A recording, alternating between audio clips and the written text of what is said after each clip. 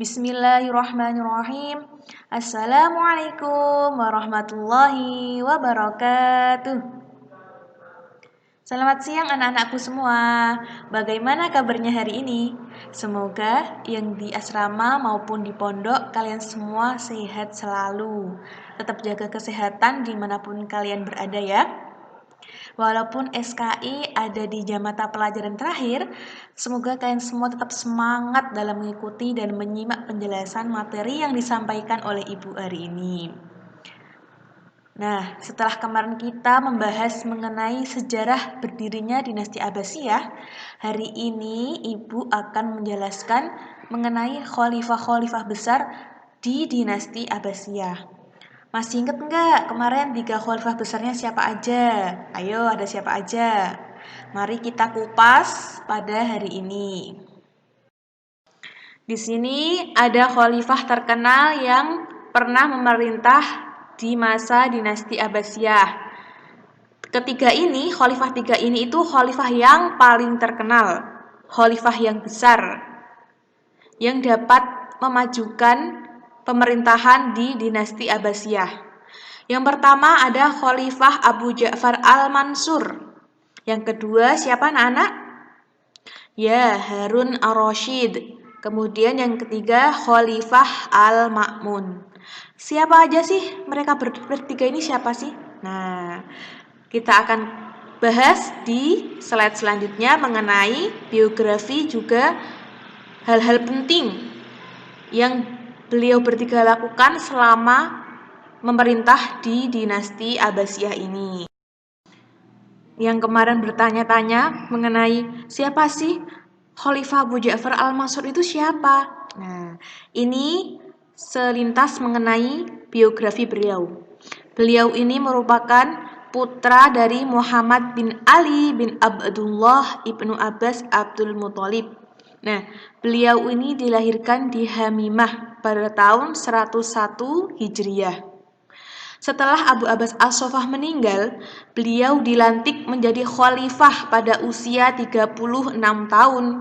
Nah, beliau ini merupakan seorang yang tegas, bijaksana, alim, berpikiran maju, baik budi pekertinya, dan juga pemberani. Nah, jadi Khalifah Abu Ja'far Al-Mansur ini merupakan khalifah kedua setelah khalifah pertama. Siapa tadi khalifah pertama kemarin yang sudah disebutkan? Yaitu Khalifah Abu Abbas As-Saffah. Nah, itu khalifah pertama. Nah, di samping ini ada gambar patungnya Abu Ja'far Al-Mansur. Kalian bisa melihat di sini gambar patungnya. Nah, ini merupakan patung dari Khalifah Abu Ja'far Al-Mansur yang ada di kota Baghdad. Khalifah Abu Ja'far Al-Mansur ini memerintah selama 22 tahun di dinasti Abbasiyah. Dan beliau ini wafat pada tanggal 7 Dzulhijjah 158 Hijriah atau 775 Masehi saat dalam perjalanan ke Mekah untuk menunaikan ibadah haji. Wah, subhanallah sekali ya. Beliau meninggal dalam keadaan husnul khotimah yang akan melaksanakan perjalanan ke Mekah untuk menunaikan ibadah haji di suatu tempat yang bernama Bikru Ma'unah dalam usia 57 tahun, dan jenazahnya beliau dimakamkan di Mekah. Besok anak-anak yang diberi kesempatan untuk ziarah ke Mekah sekalian ziarah ke makamnya Khalifah Abu Ja'far Al-Mansur ini ya.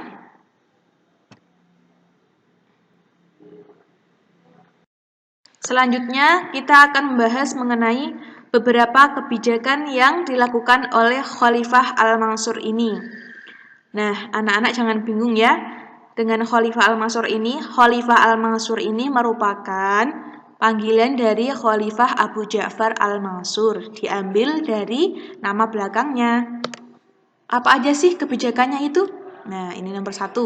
Nomor 1 adalah kebijakan dalam pemerintahan. Beliau memperkuat pemerintahan dan stabilitas politik. juga menata kembali jalur-jalur administrasi pemerintahan mulai dari pusat hingga ke daerah. Koordinasi dan kerja sama antara kepala qadhi itu jaksa agung ya, kalau saat sekarang nih, juga kepala polisi rahasia, kepala jawatan pajak, dan kepala jawatan pos juga terjalin dengan baik. Jadi pemerintahan pada masa Khalifah Al-Mansur ini berjalan dengan baik. Nah, hal itu ditujukan untuk melindungi hak-hak masyarakat dari berbagai tindakan yang tidak adil. Beliau berhasil merebut kembali daerah-daerah yang melepaskan diri. Yang kedua yaitu mendirikan kota Baghdad. Anak-anak sering kan dengar nama kota Baghdad di cerita orang Arab zaman dahulu. Nah, kota itu sering disebut dan sering diceritakan di cerita tentang 1001 malam. Sering dengar gak? Nah, pokoknya itu. Nah, arsitek yang membangun kota Baghdad itu bernama Hajjaj ibnu Artoh dan Amran ibnu Wahdah. Khalifah Al-Mansur memindahkan ibu kota negara Baghdad pada tahun 762 Masehi. Kota ini menjadi pusat pemerintahan strategis dan juga menjadi pusat kebudayaan dan peradaban Islam.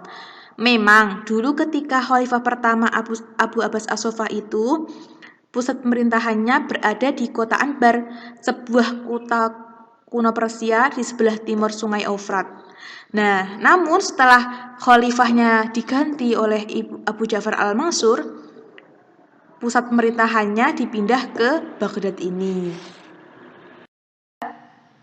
Yang ketiga mengenai pengembangan ilmu pengetahuan. Jadi pada masa dinasti Abbasiyah ini memang ilmu pengetahuan itu sangat maju karena khalifahnya itu sangat ingin mengembangkan ilmu pengetahuan. Nah, Khalifah Al-Mansur ini mendorong usaha penerjemahan buku-buku pengetahuan dari kebudayaan asing, dari bahasa asing menjadi bahasa Arab. Nah, beliau juga mendirikan Baitul Hikmah sebagai perguruan tinggi. Jadi orang dulu pada saat zaman Khalifah Abu Ja'far Al-Mansur ini ketika mencari ilmu di Baitul Hikmah ini. Nah, setelah tadi kita membahas mengenai Khalifah Abu Ja'far Al-Mansur, selanjutnya kita akan membahas mengenai Khalifah yang kedua. Siapa ini Khalifah yang kedua? Yaitu Khalifah Harun Ar-Rasyid. Nah, Khalifah Harun Ar-Rasyid ini beliau dilahirkan pada bulan Februari pada tahun 763 Masehi dan diangkat menjadi khalifah pada bulan September tahun 786 Masehi saat usianya 23 tahun. Wah, sangat muda sekali ya. 23 tahun sudah menjadi khalifah dan maju lagi pemerintahannya. Beliau memiliki sikap yang tegas, tidak emosional, berperasaan sangat halus dan toleran. Beliau wafat pada tahun 809 Masehi. Nah, ini di samping ini merupakan foto patung dari Harun Ar-Rasyid. Nah, orang Islam zaman dahulu itu sangat menghormati, memuliakan pemerintah pada zaman khalifah di dinasti Abbasiyah sampai dibikinkan patung Khalifah Harun Ar-Rasyid ini. Nah, di bawah ini ada beberapa hal penting yang dilakukan oleh Khalifah Harun Ar-Rasyid. Hal-hal ini itu merupakan kebijakan yang dibentuk pada masa pemerintahan Harun Ar-Rasyid. Nah, apa aja sih yang dibentuk dan hal penting yang dilakukan oleh Harun Ar-Rasyid itu? Ya, yang pertama ada beliau mewujudkan keamanan, kedamaian, serta kesejahteraan rakyat.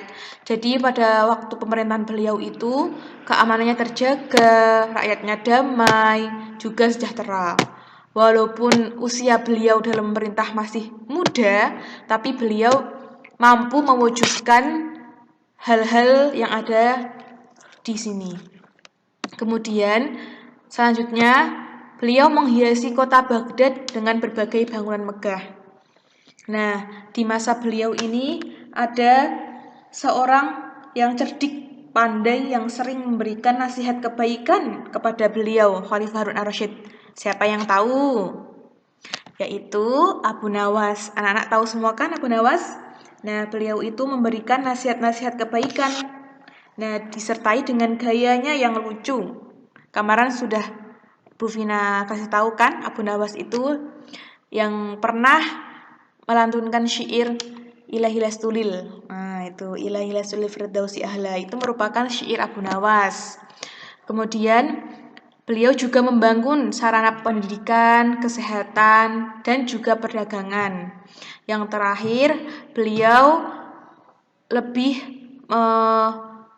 memajukan mengenai pengelolaan Baitul Mal. Nah, Baitul Mal itu merupakan badan keuangan di masa Harun ar-Rasyid. Nah, pada slide ini merupakan khalifah terkenal yang kita bahas terakhir pada pertemuan kali ini, yaitu Khalifah Al-Ma'mun. Nah, nama lengkap beliau itu adalah Abdullah bin Harun ar-Rasyid dan lebih dikenal dengan panggilan Al-Ma'mun. Khalifah Al-Ma'mun ini merupakan anak dari Khalifah Harun ar-Rasyid. Nah, makanya beliau namanya Abdullah bin Harun ar-Rasyid. Beliau lahir pada tahun 786 Masehi. Beliau memiliki sifat penuh kesabaran, penguasaan berbagai ilmu, penuh ide, berwibawa, berani, dan juga toleran. Toleran seperti ayahnya Harun ar-Rasyid. Di sini disebutkan mengenai beberapa hal penting yang dilakukan oleh Khalifah Al-Ma'mun. Yang pertama, mengenai penertiban administrasi pemerintahan dan perluasan wilayah. Jadi kekuasaan Khalifah Al-Ma'mun itu bertambah luas. Kemudian yang kedua, pembentukan Majelis Munadharah. Jadi Majelis Munadharah ini merupakan lembaga kajian agama pada masa pemerintahan Khalifah Al-Ma'mun. Kemudian yang ketiga, pengembangan ilmu pengetahuan mencapai puncaknya. Nah, ini ilmu pengetahuan sedang maju-majunya ketika Khalifah Al-Ma'mun menjadi khalifah ini. Yang keempat, yang terakhir yaitu bidang pertanian dan perdagangan berkembang pesat dan luas. Nah, jadi sangat berjasa sekali ya Khalifah Al-Ma'mun di dinasti Abbasiyah ini. Setelah ini akan ada video tentang cuplikan khalifah yang terkenal di masa dinasti Abbasiyah. Anak-anak tolong perhatikan videonya ya. Catatan yang belum lengkap segera dilengkapi. Untuk tulisan-tulisan yang kurang jelas nanti ketika ditampilkan di layar, anak-anak boleh bertanya kepada guru piket ya, mengenai tulisannya yang kurang jelas atau tidak bisa dibaca ya. Dan video nanti itu sebagai pelengkap materi pada hari ini. Bani Abbasiyah didirikan oleh Abu Abbas As-Soffah pada tahun 750 Masehi atau 132 Hijriah. Setelah memenggal keturunan terakhir dari Bani Umayyah, yaitu Khalifah Marwan bin Muhammad bin Marwan. Berdasarkan perubahan pola pemerintahan dan politik, para sejarawan membagi masa pemerintahan Daulah Abbasiyah menjadi 5 periode.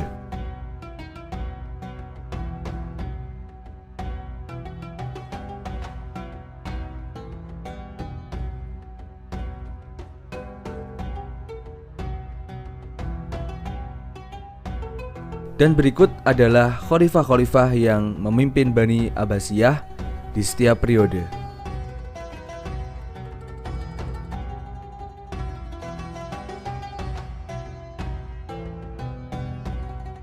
Bani Abbasiyah mencapai puncak kejayaan saat dipimpin oleh 5 khalifah. Yang pertama adalah Abu Abbas As-Soffah. Abu Abbas As-Soffah merubah Selat Hormuz menjadi Bandar Abbas.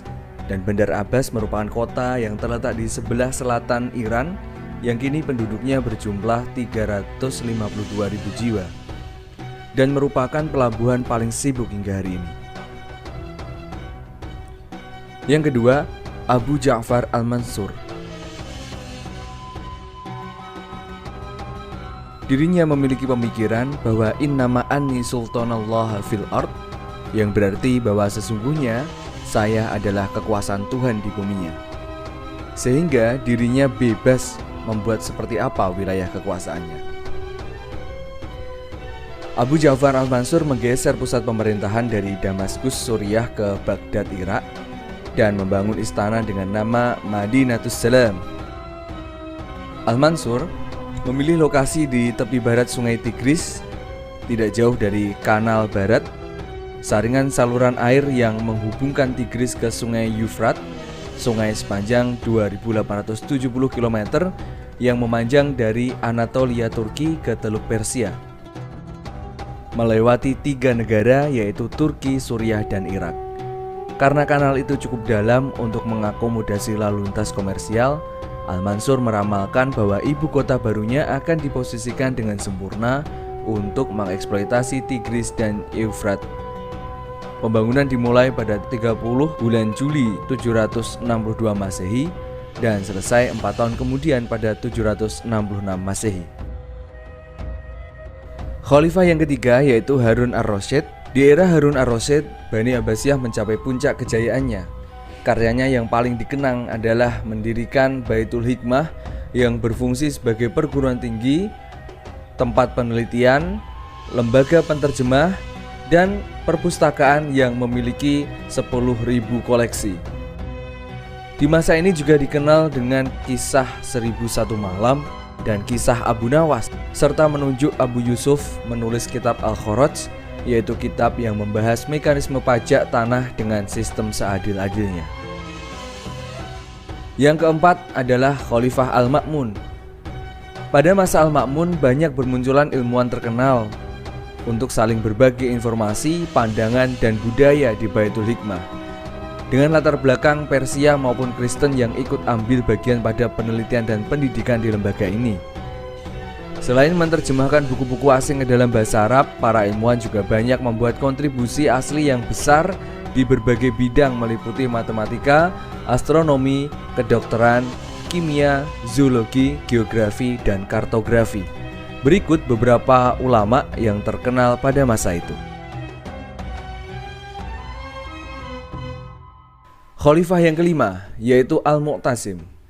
Al-Mu'tasim membangun dan memindahkan ibu kota Bani Abbasiyah di Baghdad ke sebuah kota indah yang dikenal dengan nama Sarroman Ro'a, yang artinya menggembirakan orang yang melihatnya, atau dikenal dengan nama Samara.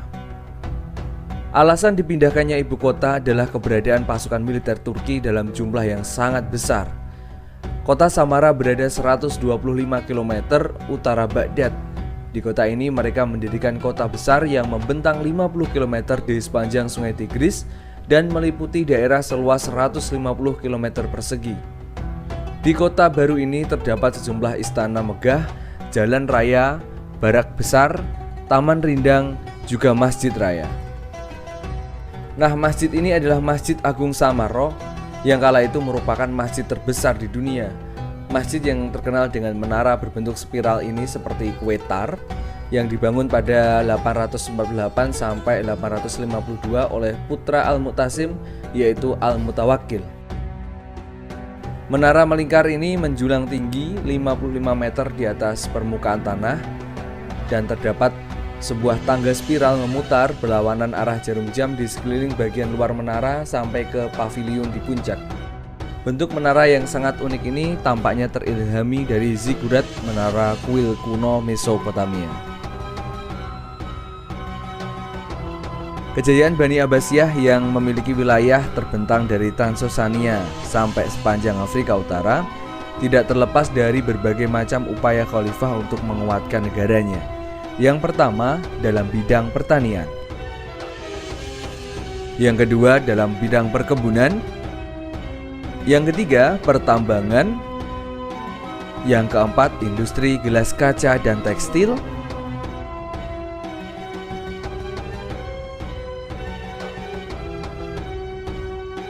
dan kelima dengan penarikan jizyah yang terbagi menjadi 3 golongan masyarakat.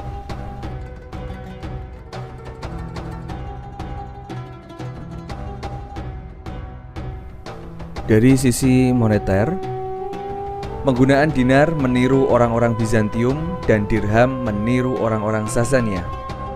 Penggunaan dinar dan dirham ini memiliki 2 manfaat. Yang pertama yaitu pengenalan dinar pada daerah yang hanya mengenal uang dirham. Yang kedua sebagai sarana mengurangi penyimpanan emas batangan. Runtuhnya dinasti Abbasiyah yang sudah berdiri selama 800 tahun karena wilayahnya yang sudah terpecah-pecah menjadi dinasti-dinasti kecil sehingga dengan mudah dihancurkan oleh tentara Mongol. Lalu, apa hikmah yang bisa kita ambil dari cerita Bani Abbasiyah? Yang pertama, meningkatkan keimanan kepada Allah Subhanahu wa Ta'ala dengan melaksanakan perintahnya dan menjauhi segala larangannya.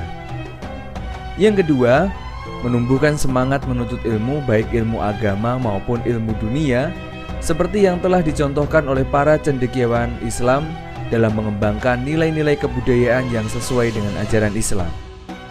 Yang ketiga, membina rasa persatuan dan kesatuan umat Islam dan kerukunan beragama di seluruh dunia yang tidak membeda-bedakan suku, bangsa, negara, warna kulit, dan lain sebagainya. Sekian pembelajaran pada hari ini, kurang lebihnya mohon maaf. Sampai jumpa di pertemuan berikutnya. Wassalamualaikum warahmatullahi wabarakatuh.